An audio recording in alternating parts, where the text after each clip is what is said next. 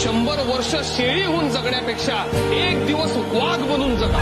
आठवण इतिहास तेही साहित्य बोलती, तेही साहित्य बोलती, नाही हालती फुलती आणि